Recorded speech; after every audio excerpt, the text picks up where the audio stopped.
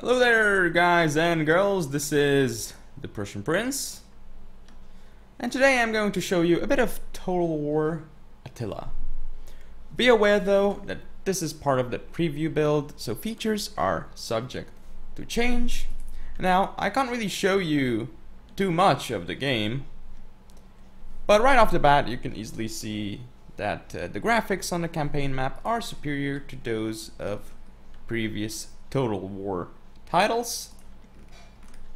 The campaign map is a lot more detailed than before. You can zoom out more than you could before as well. And you have, like, again, better vegetation details and better lighting effects as well, which is very nice to see, of course. Now, regarding the interface, you can see that it's been improved quite a bit. While mostly everything is the same, as you can see here with the minimap and province overview, we can see that the important information about our faction is now displayed at the top, such as current season. You can see it here. It is now spring. The year is over here, 395 AD. Faction effects, these over here. Treasury, predicted income, and our food surplus.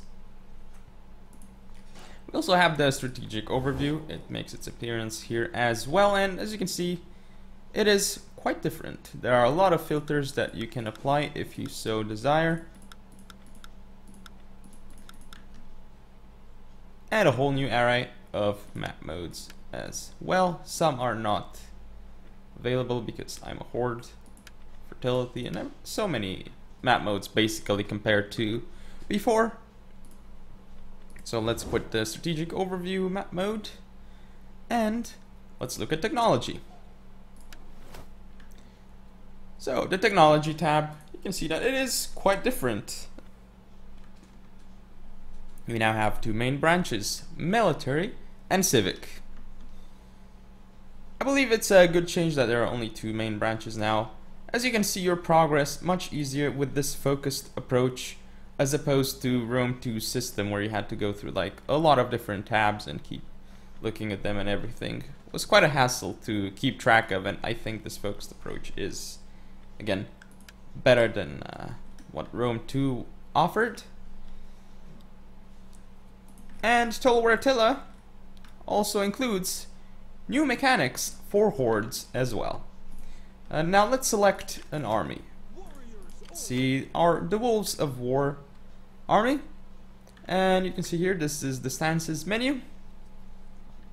We can now encamp, use this stance encampment, and basically as we do that we can go to building view and construct improvements for our horde and improve our economy, much like standard Total War factions, but it's not really an actual city. It's like an encampment.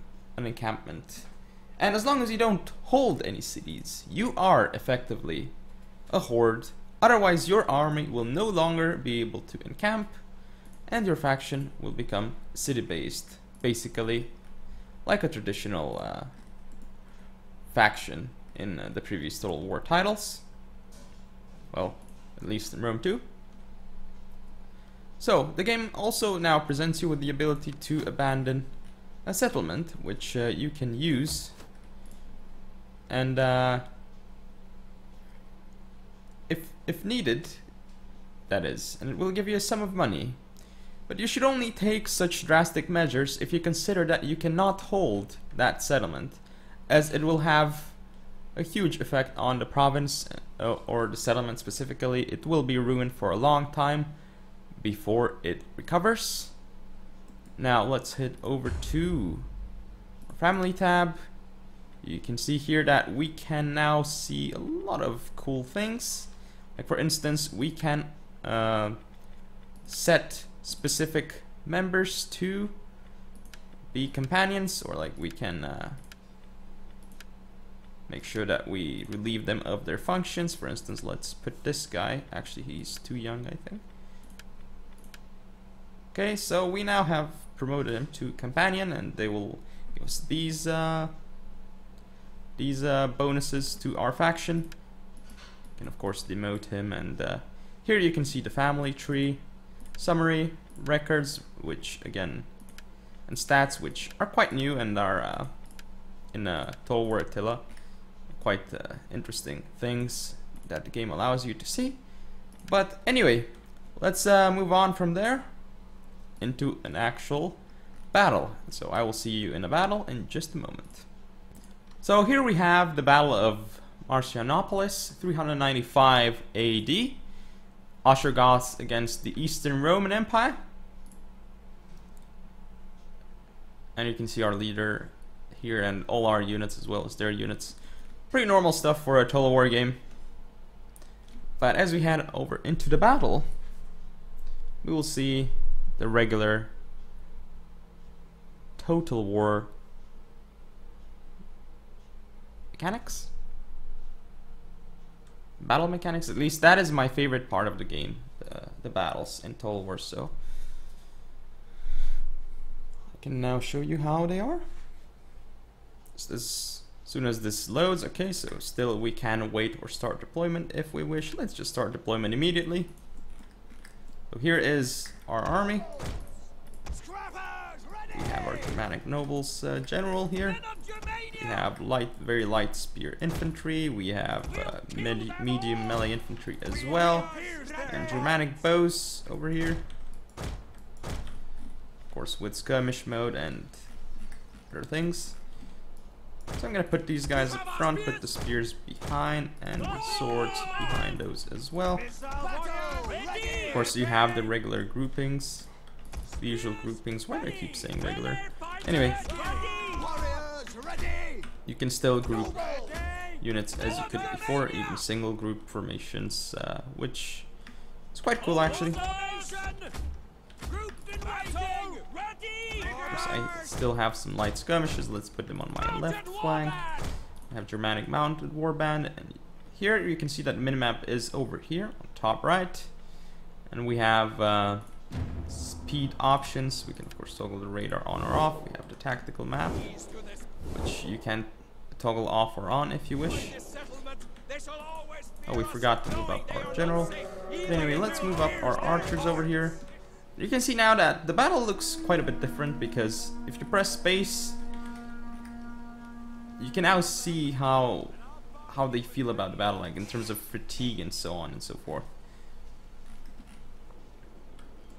Much easier, I think. And you can also see the type of unit better than in Rome 2 before, because sometimes I had issues distinguishing unit types from others in Rome 2. And also something to note is that if you're like sieging a settlement and you're doing damage to specific buildings, this will also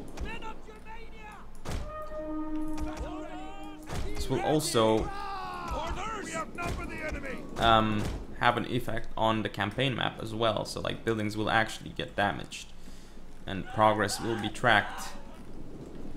So that's quite cool to see that they will actually have an impact. Destroyed buildings or damaged ones in the battle map.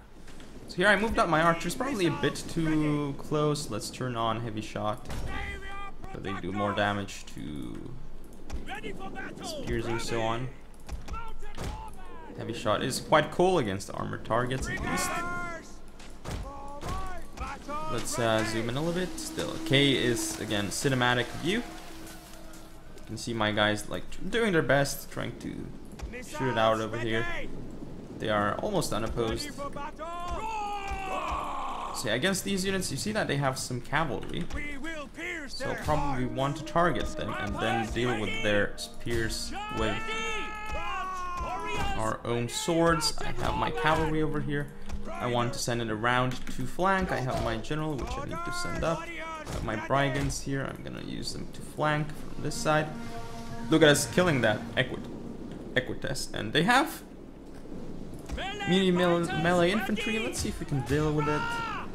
And these guys have Attila, so we can put them like this. Oh, we have to charge actually, because they're charging into us. Okay, so these guys just target the cab. It's gonna be the important part. Let's move up our spears. Our cavalry is over here. We gotta start charging into the cohorts and so on. These guys are, might actually not be the best idea, and we have to run away from here. It's not so great. But as you can see, we have actually routed them off the field here. So the battle is quite quick, as they didn't really have much. But let's start capping over here. And I do want to charge this one unit of cohorts. Here, let's move through as well. You see our units are kind of wavering and blinking over here, but we're gonna charge into the cohorts. Gonna send the cavalry unit around, and here you can see that we are actually trying to uncap this. And victory is ours. So a pretty quick battle that I wanted to show you guys. Let's go for a quick cavalry maneuver. We are given time. Well, we have the end battle button whenever you want to use it. So here we go, mowing down the Eastern Roman Empire with our cavalry. Of course, here we actually managed to decap. Well, we're decapping this tower. At least trying to. We can dismount if we so wish. Not exactly sure how it works, like to capture these or not, but at the moment you see they're held by the Eastern Roman Empire. Perhaps dismounting makes them capture faster or not. I don't really know exactly how the mechanics work, and they might of course change. Of course, optimization of the game will also be improved. At the moment it runs okay. It doesn't run as well as Rome 2, but runs alright. But it is supposedly gonna improve quite a bit. And the game does look better in general, so I mean, nothing to be...